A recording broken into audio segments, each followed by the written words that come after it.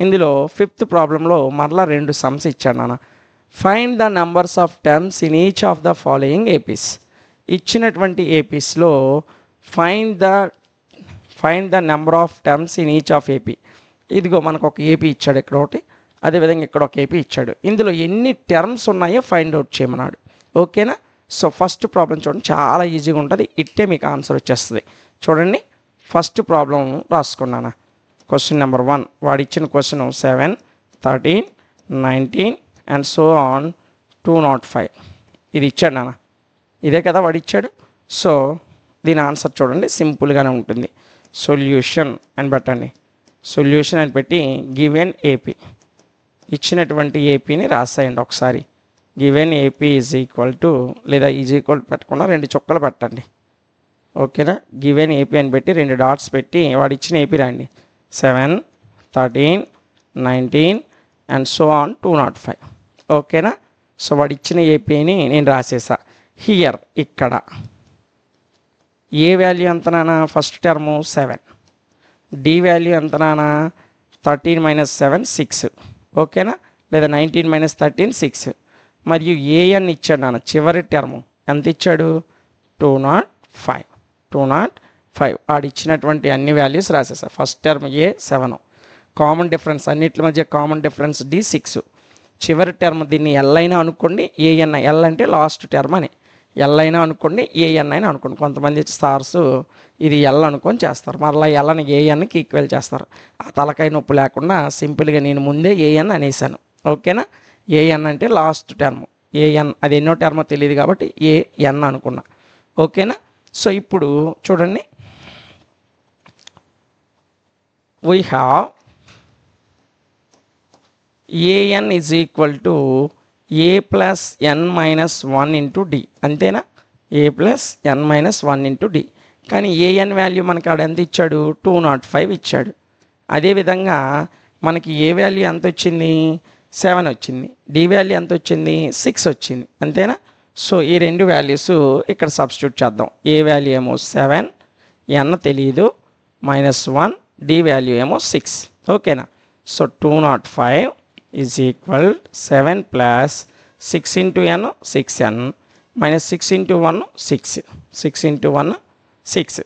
So ఇది -6, ఇది +7, 7లో 6 పోతే 1, కాబట్టి 204 ఈజ్ ఈక్వల్ 7లో 6 పోతే 1 + 6n. ఇప్పుడు ఈ +1ని ఇటువైపు తీసుకురండి. ఇక్కడ 205 రాశాను, 205 ఇది, ఈ +1 ఇటు తీసుకురండి. సో 205 - 1 అవుతుంది.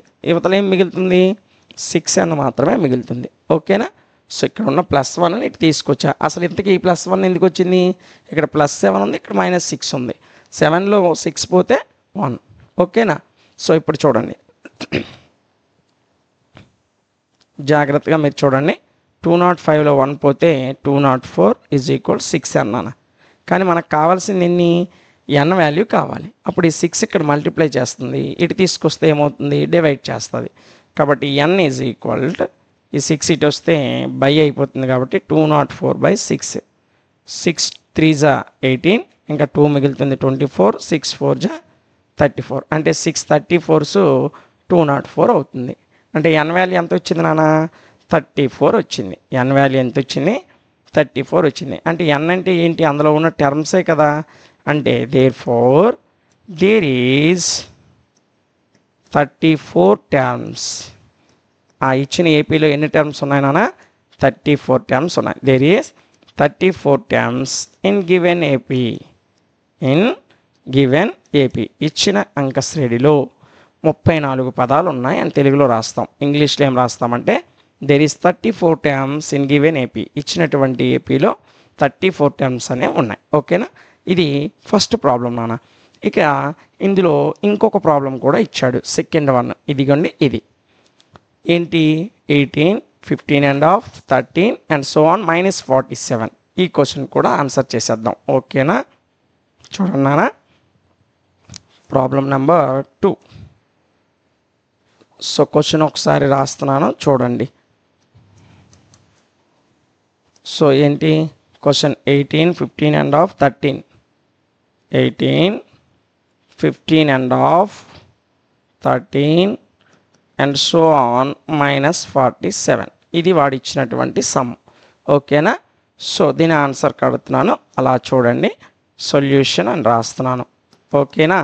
సొల్యూషన్ అని రాసేటప్పుడు ముందు వాడు ఇచ్చిన ఏపీని ఒకసారి రాసేయండి. గివెన్ ఏపీ అని చెప్పి 2 డాట్స్ పెట్టి వాడు ఇచ్చినటువంటిది రాసేయండి.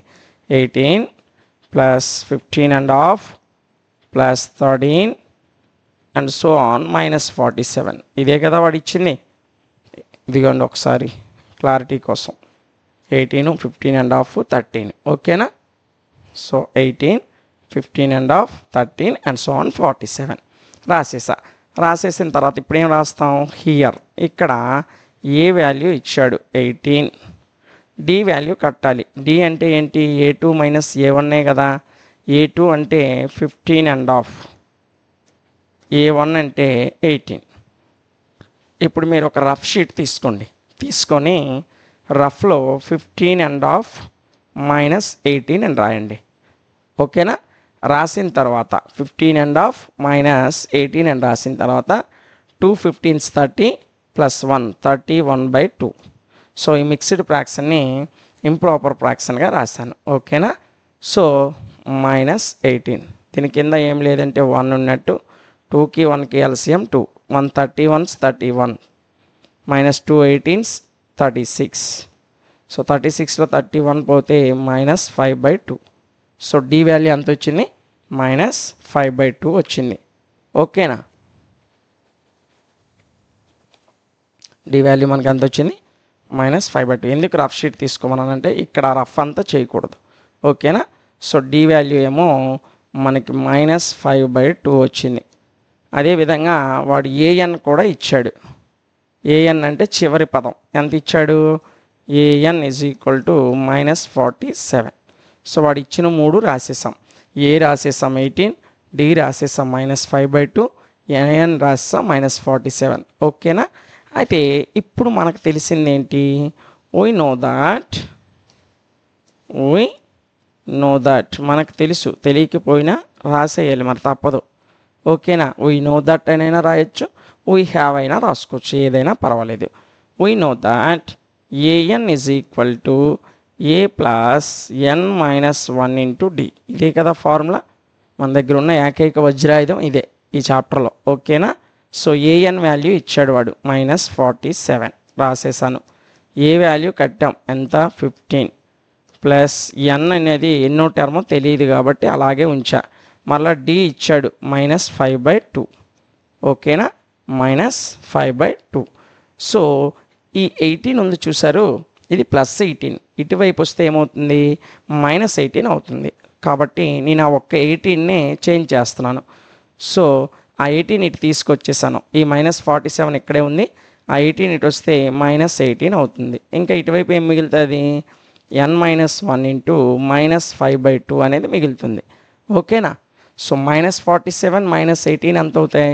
-65 అవుతాయి. So -65 = n-1 × -5/2. ఓకేనా? -5/2. సో ఇప్పుడు మనం జాగ్రత్తగా చూసినట్లయితే నానా ఇక్కడ n-1ని -5/2 అనేది మల్టిప్లై చేస్తుంది. సో యువతలకు వస్తే ఏం చేస్తుంది? మల్టిప్లై చేసేది ఇటు వస్తే డివైడ్ అవుతుంది. అంటే ఈ 5/2 ఇటు వస్తే 2/5 అయిపోద్ది, అంటే రివర్స్ అయిపోతుంది. ఓకేనా? సో -65 × -5/2 ఇటు వస్తే -2/5 అవుతుంది. ఇక్కడేమో మల్టిప్లై చేస్తుంది కాబట్టి 5/2 అయింది. ఇటు వస్తే డివైడ్ చేస్తుంది కాబట్టి 2/5. మరి డివైడ్ అనేసి ఇంటూ రాశారు, ఎందుకంటే ఫ్రాక్షన్ని తిరగేసాం కాబట్టి ఇంటూ రాసాం. ఓకేనా? ఒకవేళ డివైడెడ్ సింబల్ రాస్తే ఆ 5/2 అలా రాస్తాం. మనకి డివైడెడ్ బై సింబల్ రాయకుండా మల్టిప్లై సింబల్ రాస్తే ఇక్కడ ఉన్నటువంటి ఫ్రాక్షన్ని రివర్స్ చేస్తాం. అది ఒక్కటి మీకు తెలిసే ఉంటుంది, తెలియని వాళ్ళ కోసం చెప్తున్నాను. ఓకేనా? ఇంక ఇటువైపు n-1 అనేది అలాగుంటుంది. చూడండి, 5 1s 5 13s 65. ఇక్కడేమో -13 మిగిలింది, ఇక్కడేమో -2 మిగిలింది. 13 2s 26. Minus plus. ఓకేనా? 20 -× ప్లస్ నాన్న. ఇక్కడేమో 26 వచ్చింది, ఇటువైపు ఏమో n-1 అనేది మిగిలింది. ఓకేనా? n-1 అనేది మిగిలింది. సో ఈ -1 ఇటువైపు వస్తే ఏమవుతుందన్నా +1 అవుతుంది.